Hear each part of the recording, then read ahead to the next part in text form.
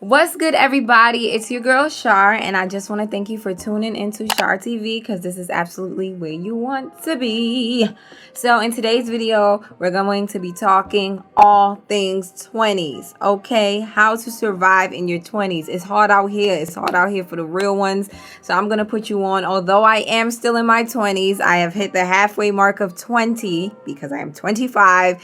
And I believe that these tips will help you improve your life and allow you to not make the same mistakes that I made. Okay, so let's get right on into it. Your 20s could be mad crazy because it's a part in your life where you feel like you should have it together, but then you also feel like, all right, I'm young, but I'm like kind of old. Like, it's a weird space to be in. Okay, it's kind of like being a teenager 2.0 because you actually have bills, responsibilities, and things that you need to do. First tip, okay, I'm gonna take a deep breath and let it out. The first tip is to do the opposite of what social media and the media says that 20-year-olds should be doing. What does that mean? What does that mean, Shar? It means that the stuff that they are pushing out there in the media for you to do, to party, to, smoke, to have sex, to be in the crowd, is actually the opposite of what you should actually be doing. Because a lot of times people come on social media and they don't tell you that those things actually harm you in the end. And because you're seeing 25-year-olds and 21-year-olds living their best life, they're actually not at the place to see what is going to happen in the end. They're actually just living through it. So you looking at them, you feel like this is the life that I should be living. However, it is not okay. For example, there's an Instagram model on Instagram. I'm making up this story, but I'm sure there's about 500 of them.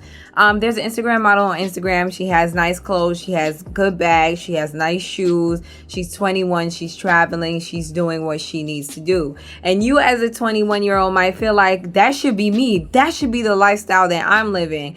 But you don't know what exactly it is that she is doing to obtain these things. You don't know if she's sleeping with men. You don't know if she's selling her body or she's a high-class prostitute. You don't know none of these things, but on social media it looks like she is living her best life.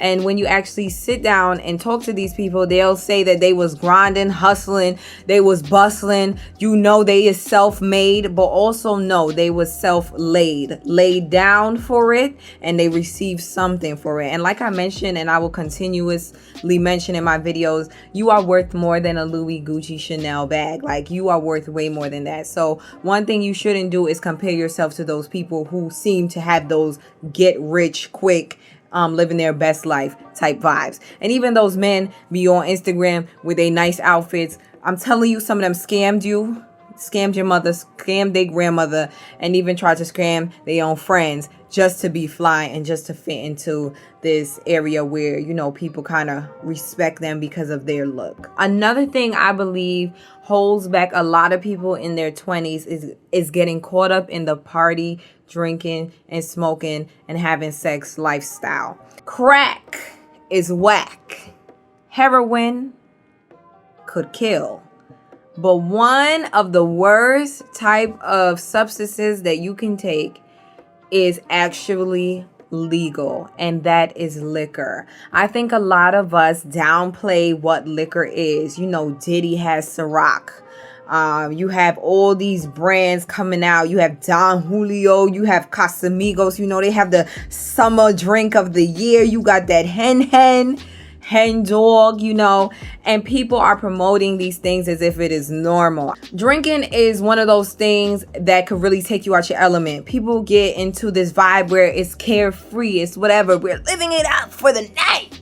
We finna party till the morning come up. You're gonna get lit and crazy. One thing you don't know about liquor is that it could allow you to black out. So I've blacked out one time, and it was the scariest, most craziest thing that happened to me. I drank Long Island iced tea. I didn't know how it was gonna react to my body. And I drank dark, light, middle, whatever, light skin liquor, dark skin liquor. I was going crazy. And then I was just like, how did I even get home? That is the craziest, most uncomfortable feeling that I ever felt in my life. And I just was like, something has to change because this is not normal. And it's not cute to wake up with a hangover or to be like completely in another state of your mind, because in that state you have no idea what you're doing. You're more vulnerable to assault. You're more vulnerable to giving it up to somebody you ain't really want to give it up to. Men, you're more vulnerable to be allowing yourself to catch a case because some woman also was drunk and could not consent, but y'all was in a vibe, and it might feel good now, but later you will regret it. Because I started drinking probably around 17, not really heavily, but I was just like, okay, I had my little Smirnoff here and there. But when I really started getting like shots, I already was like too far gone. So after I snapped out of it, thank God, I did some research, and this really like changed the way that I look at liquor till this day. Like, I'm not trying to drink outside my house like at all. So one thing I did learn after I stopped drinking was that everyone has a hippocampus, and that is a part of your brain that is in charge of your learning and your memory. And what happens when you drink is that the alcohol kind of alters that part of your brain. So that's why people be like, I have no idea what happened last night. You know why you don't know what happened last night is because your hippocampus shut off. So whatever you was learning while you was drunk or whatever you had, what happened is like it shut off. There was this guy who actually was drinking, and guess what happened? He ended up in Vegas, and 3 days later he was like, wait, what am I doing here? It's a real true story. Like, look it up. Okay, he had no idea what was going on. He got on the plane, and the thing about your body is that it's still going. It's still in a rhythm. It's still functioning. But what happens is you are now no longer in control. And when whatever substance, whatever situation puts you in a place where you're not in control, you are going to be vulnerable, and the devil is going to come in swinging and hitting you very, very, very hard. And the reason why I stay on this drunken liquor and you know, substances topic is because in every other post you see people, shots, what we doing tonight, where we going tonight. It's like you have no idea what these people are up to. You might want to go to the club to dance. You might want to go to the club to hang out with your friends, but you don't know what everybody else in the club intentions are. There's no way for you to vouch for people in the club. There's no way for you to vouch for people wherever you go. I'm not saying live your life in a rock and, you know, high, but there are other things that you can do for fun, and you will soon learn later that the club will retire you. People don't retire the club. People don't say, you know what, I'ma stop. No, you 50 in the club, them young people gonna let you know, electric slide your butt outside the club because you old and wrinkly and we don't want you no more. You ever seen them poppers in the club? You ever seen them? They be looking a mess. Baby wagwan. No, you're old and you're tired. You should have started a family because you're looking real crazy right now. Okay? And no shade to people who party at 35, 45. There is no way, let me be honest, there is no way for you to have a life goal and prosper and party at the same time. I don't know who told you it was possible. If you in a club and you making money as a DJ, you winning. If you in a club and you the party promoter and you ain't drinking, you just collecting, you winning. If you in a club and you providing the liquor for the people to drink it, you winning. But if you're in the club as a partaker, if you're in the club paying for tickets, if you're in the club just dancing and vibing, you are losing. There's no way to twist it, put it, or turn it. I'm speaking from a place of knowing. There is no money that I invested in the club that I got back. I'm 25. Every piece of Uber, every piece of food that I spent, I never got it back. And that is a waste of your time, and it is a waste of your money. That's why I said in my previous video, if you laugh at the club and if you laugh at home, it's the same laugh. It's the same gut feeling that you finna get. It's no different. It's not a different laugh. It's just might be a different joke, but the laugh feeling is the same.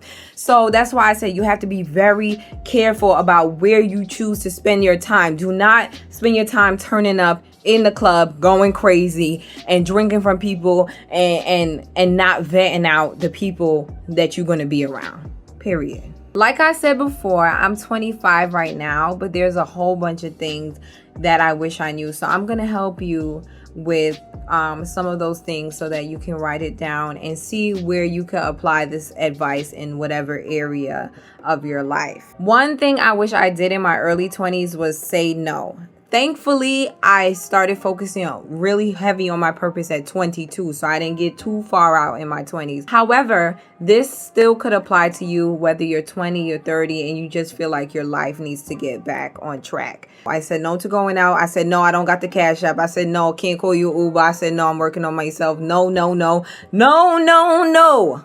No, no. I said no, no, no, like it was my first name. No, no. Okay, saying no saved my life. The only friendship that stood the test of time, if you see me on Instagram, is Sunshine, and that's because she respected my no. She understood that I was trying to grow and develop into the person that I am now. When you say no, it creates boundaries, and people know that you're not overly available, because being available all the time is what gets you into trouble, and that goes for everything. Say no to church. Say no. Don't say no to your mother and get slapped, but you get what I'm trying to say. Like, say, I don't feel comfortable doing, I'm working on this right now, so I'm going to get back to it later. And ultimately, people should respect your no. When you say no, it eliminates friends, it eliminates family, it really eliminates a lot of people. And then you'll see who really is your true friend, because nobody wants somebody around that is going to be a yes man anyway. And if they want you to say yes all the time, they ain't for you, okay? Period. Also, saying no to relationships, it's okay. I feel like so in our 20s, we feel like we want to be settled down. We should be settled down by 21, married by 25, having kids by 26, and But you could say no to a relationship. Yeah, he cute. Yeah, he got money. Yeah, he fly. Yeah, he all that in a bag of chips, but you can still say no. Like right now, I'm kind of focused and busy and emotionally unavailable. And no, saving no eliminates a lot of things. And your body count don't got to be so high because you said no. That goes for men and women too. You don't got to be out here giving it up to everybody. Say no sometimes. Like, nah, no. You can't have me. You can't have me. You can't have me. No, it's a no for you, no for you, no for everybody. Okay? In conclusion, the last thing I would say for you to do is focus on yourself. Focus on personal development. Focus on gaining more knowledge. Focus on finding an organization, a church, a charity, something, a mentor that will help you build character, that will help you take your skills to the next level. Even if you don't really know what your clear purpose is, keep working towards something that you're passionate about. Go to school, figure it out, because at the end of the day, you're going to have to work on it at some point in your life. I know that there are 35-year-olds literally trying to pick up the pieces that fell on the floor from their 20s and trying to get it together right now. And there's nothing wrong with that. I know that God can restore time. I know that, God can allow 50-year-olds to graduate, and there's nothing wrong with that. But for you being so young, there's something about being young and open and having a lot of spare time before you have kids, before you start a family, that will actually help you right now. So I believe that if you focus on developing yourself, that you won't regret it. And I will also like to add that there are people who laughed at me. I'm going to be honest with you. People laughed at me like, you doing lip gloss, you doing this, you gonna be an editor, you a videographer. That's not like a real career, right? Like, you doing too much. I did a lot. I tried a lot. At 22, I said, all right, I'm gonna do shirts, I'm gonna do this. I bought equipment because at the end of the day, I'm still working on myself. So through it all, I never lost. I did not lose one thing, because at the end of the day, I still gained skills. I still gained knowledge. I still learned something from starting a business, even though I didn't continue it.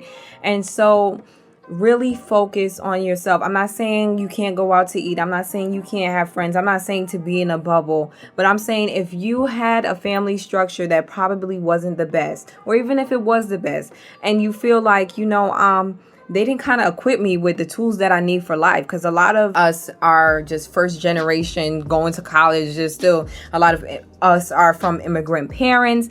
A lot of us probably had a slow head start. It could be because your parents neglected their own purpose. Whatever the situation is, the moment that you pull yourself together, understand the cards you were dealt, understand your family dynamic, understand that, everyone might not be your friend. The moment that you pull it together and continuously work on yourself, it don't matter what goes on. It doesn't matter if you cry while you do it. once you continue to work on yourself, there will be a payout. And what I'm trying to save you guys from is from being 40 and 50 and having a whole bunch of regrets, because you know we ain't living till 100, 300 years no more. We only got this much time. So be purposeful, be intentional, and enjoy the process. You know, enjoy your 20s and be intentional, okay? Be intentional about the enjoyment. Okay, period. So this is the end of this video. I hope you guys enjoyed it. I hope you guys learned something from it. Feel free to DM me, ask me any questions. I'm really open and available. Like, I will help you, okay? Be sure to like, comment, subscribe, and share. And I will definitely make a part 2 to this, 3, 4, 5, because it's gonna go on and on and on and on. All right? So I'll see you guys in my next video. I love you guys.